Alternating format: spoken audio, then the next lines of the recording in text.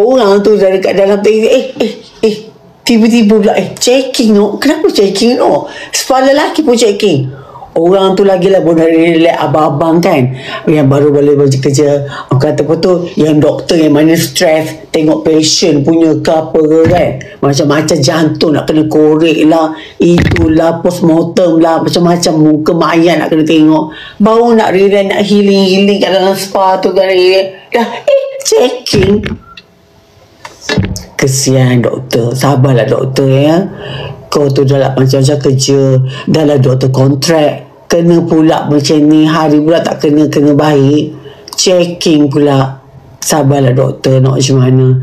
Tahu, faham I tak terkejut kalau orang kata doktor terkena, sebab hospital Kuala Lumpur dekat dengan Chowkit. So kalau doktor tu baru nak healing, baru balik kerja penat, nak healing, nak pergi sana sekejap, tak salah.